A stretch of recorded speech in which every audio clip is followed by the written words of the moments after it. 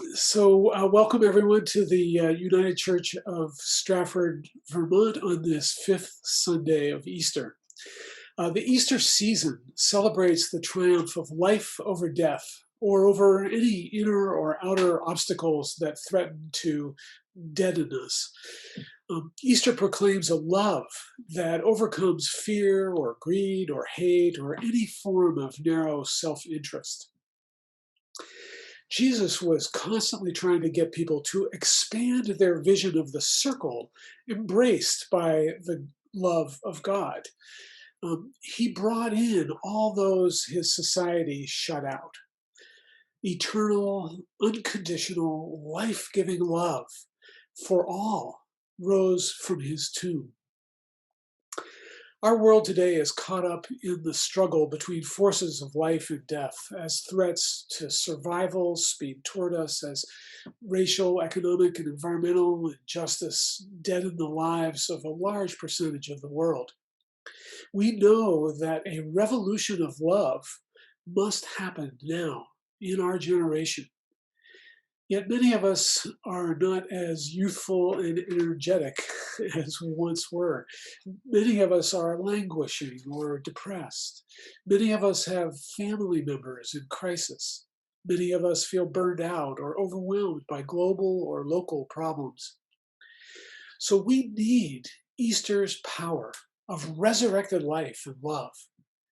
Easter is about the hope and joy that we feel in the healing light of God that can overcome the dark shadows that threaten us.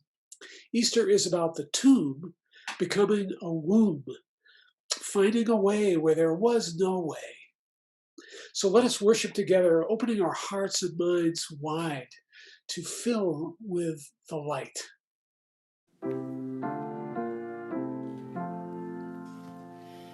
If you love me, keep my commandments, and I will pray for you and give to you a comforter, the Spirit of truth, the Spirit of truth. If you love me, keep my commandments, and I will pray for you and give to you a comforter, the Spirit of truth, the Spirit of truth. If you love me, keep my commandments, and I will pray for you and give to you a comforter, the Spirit of truth, the Spirit of truth. If you love me, keep my commandments, and I will pray for you and give to you a comforter, the Spirit of truth, the Spirit of truth.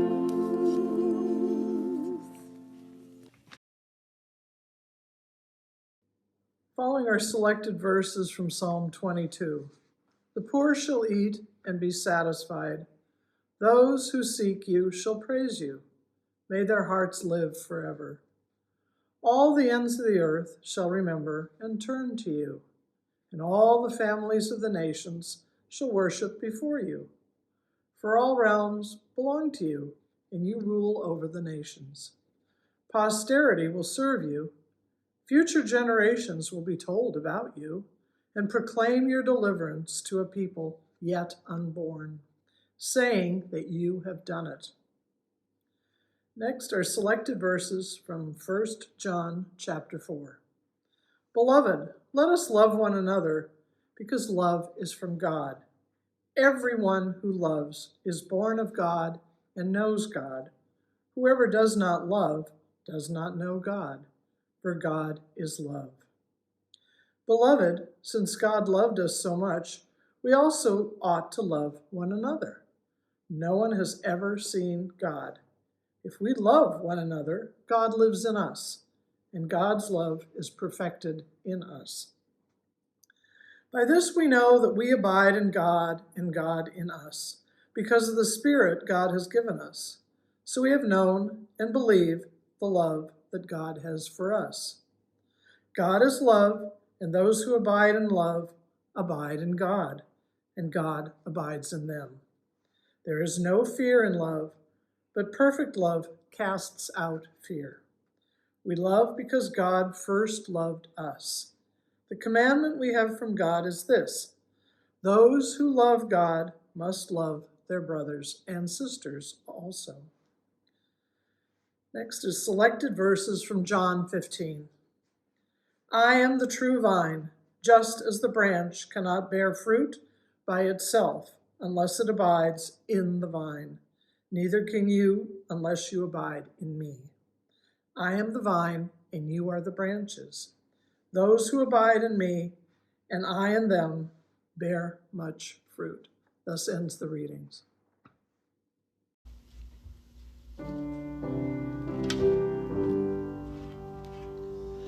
Though I may speak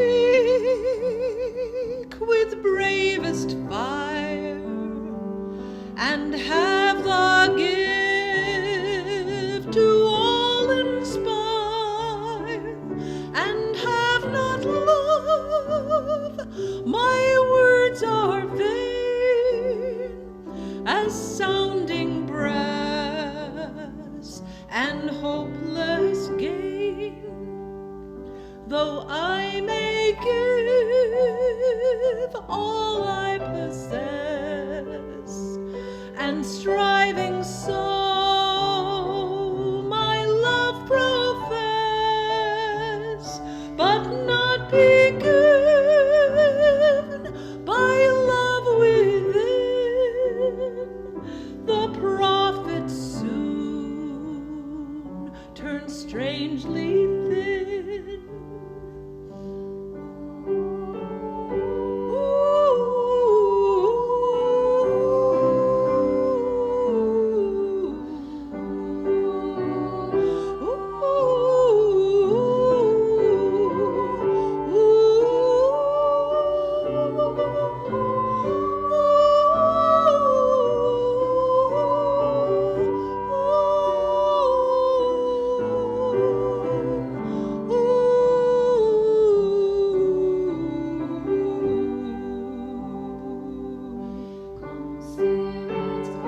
Come, Spirit, come,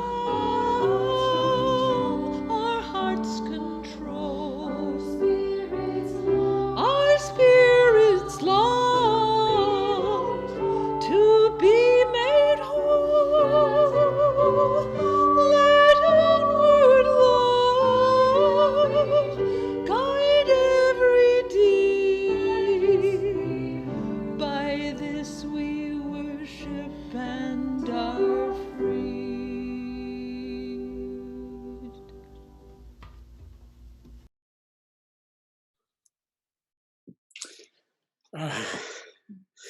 Earlier, during during the story time, we were talking about the gifts that have come out of the pandemic, and this is surely just one of the most beautiful gifts. Your collaboration, Becky and Anamika, it moves me to tears. It's just so beautiful, the music you have been providing, and just clearly something's happening there in that sanctuary. Thank you so much, both of you. Wow. All right. So this is the first of two sermons on the subject of love groups versus hate groups. And I've told the story before that Danette really was. I have to thank Danette for giving me the concept of the love group. We were in a mission committee and trying to support the Southern Poverty Law Center in their work to track hate groups and just keep an eye on what they're doing in America. And Danette asked, where are the love groups? And we realized we are a love group. So I'm going to be talking about what it means to be a love group in the today and next week. So the wisdom of our spiritual tradition says that all stories on earth are part of one story that unites us all. The 22nd Psalm says, all the ends of the earth shall remember and turn to you, and all the families of the nations shall worship before you, for all realms belong to you, and you rule over the nations. Genesis has a similar vision. Genesis describes one spirit of the universe creating the heavens and the earth and all that lives. And this was a departure from what generally was thought in those days, that there were different gods. Everybody had their own god who had created their people. One spirit of the universe creating all.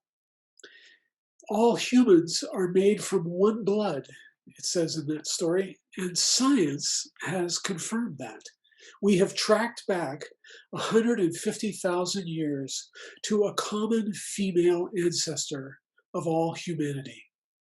She had dark African skin, but no matter what our skin color or nationality, humans are genetically 99.9% the same, all over the world.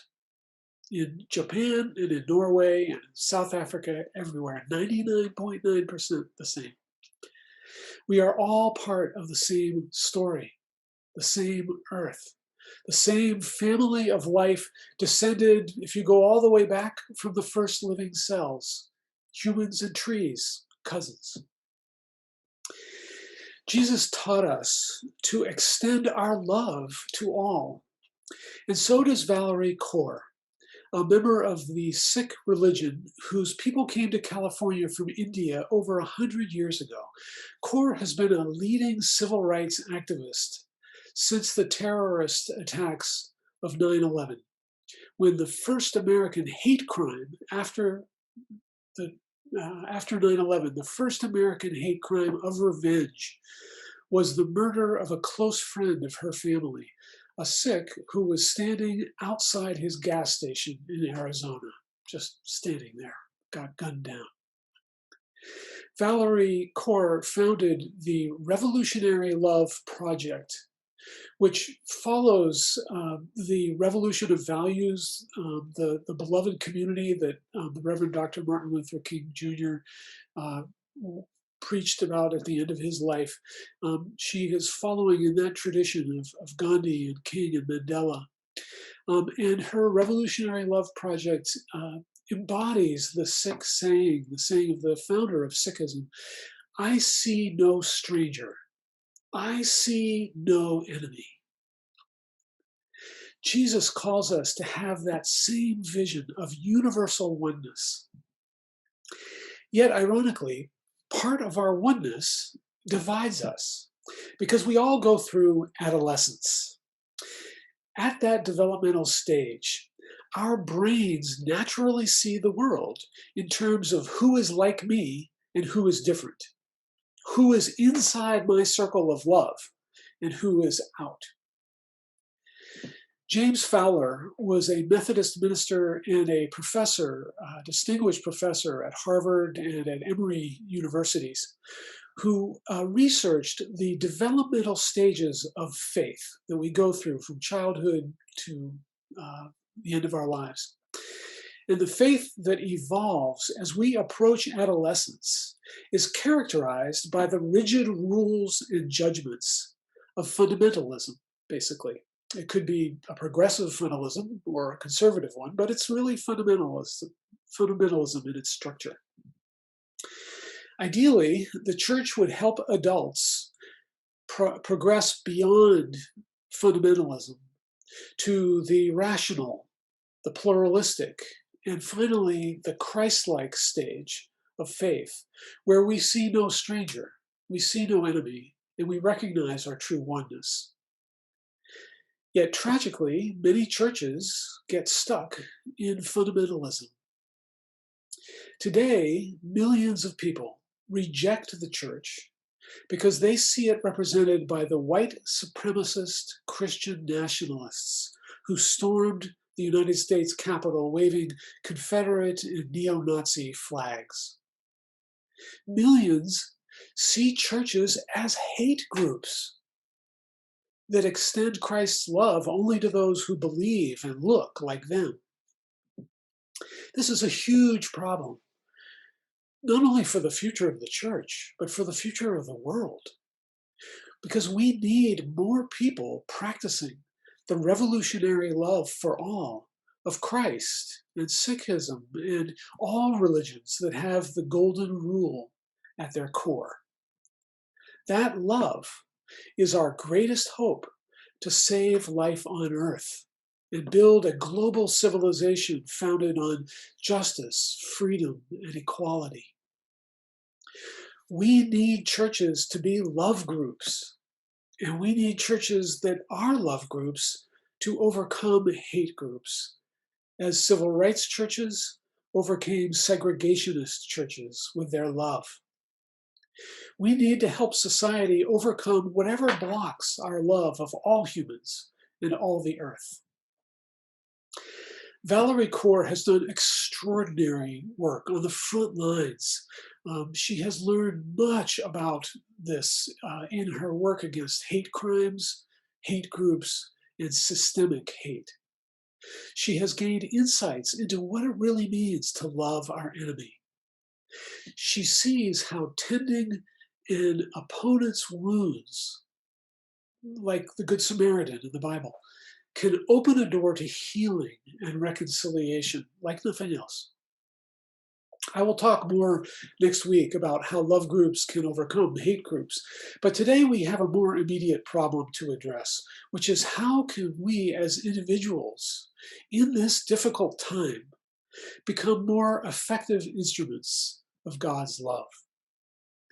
One obstacle that many of us share is the psychological effect of a pandemic that has tripled the number of people experiencing anxiety and depression, according to a recent CDC Household Pulse survey.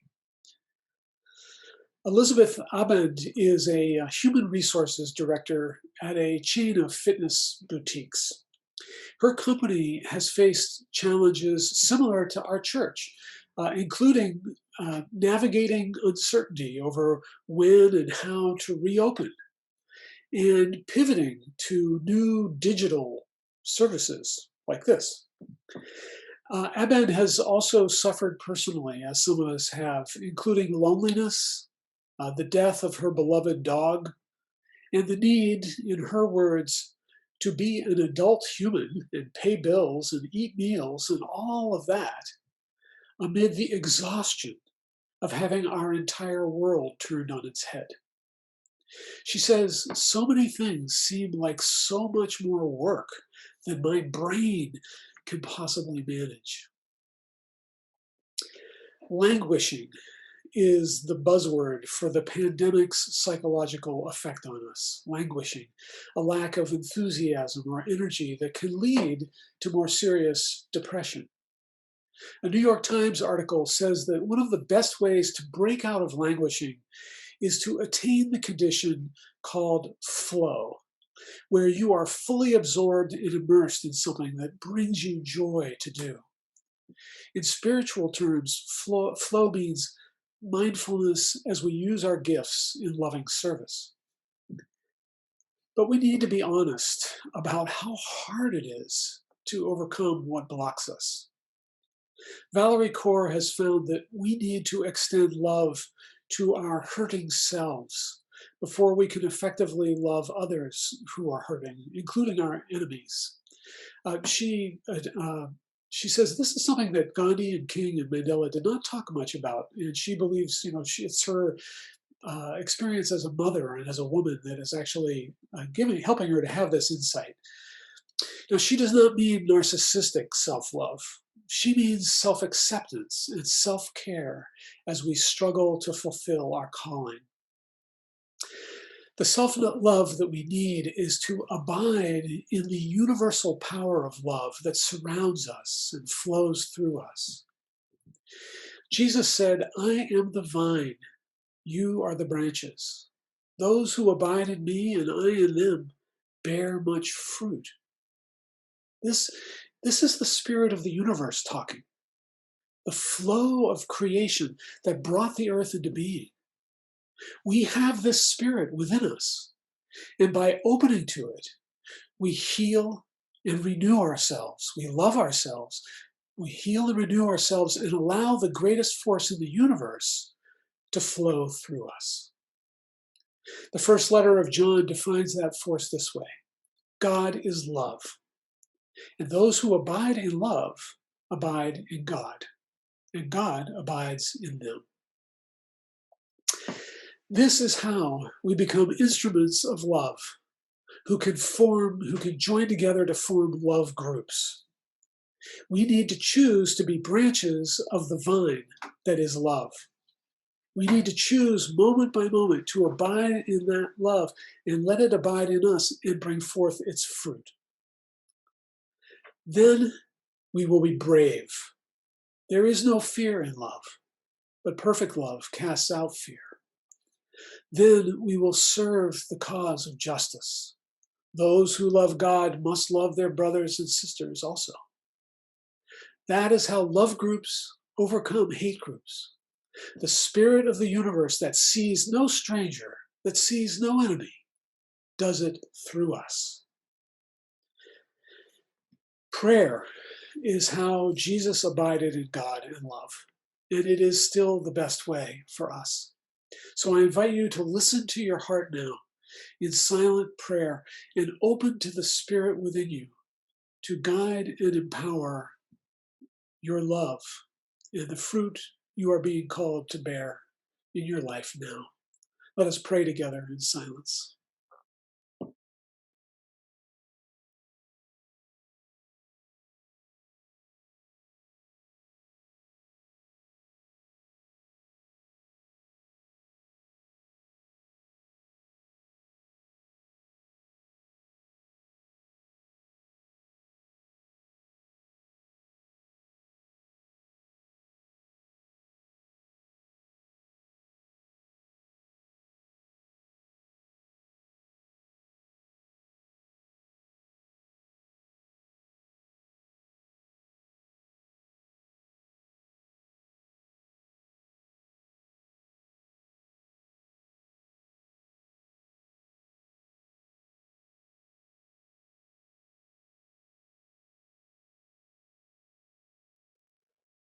Amen.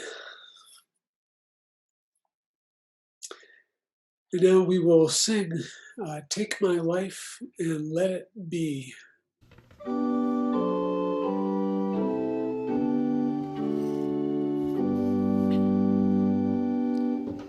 Take my life and let it be consecrated, Lord, to Thee.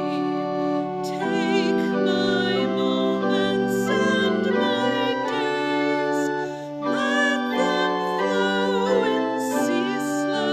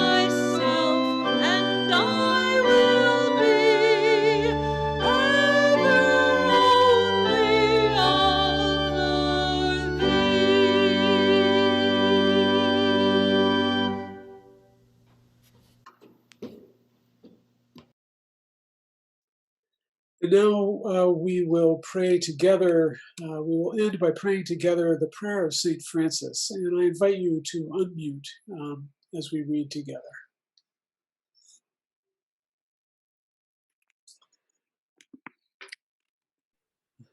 Let us read together. Lord, Make me an instrument of of your your peace. peace. where Where there there's hatred, Let let me sow love. Where there's injury, pardon. Where Where there is there's doubt, doubt, faith. faith. where Where there there's despair, Hope. hope. Where Where there there's is darkness, light. Where Where there is there's sadness. sadness, joy. O O divine divine Master, grant grant that I may see not so much so much to be consoled soul as to the soul. as Be to understood, understand, as to understand, to be loved as to love. that we receive. it It is is a important hardening that we are hardened. designed That we are born to Amen.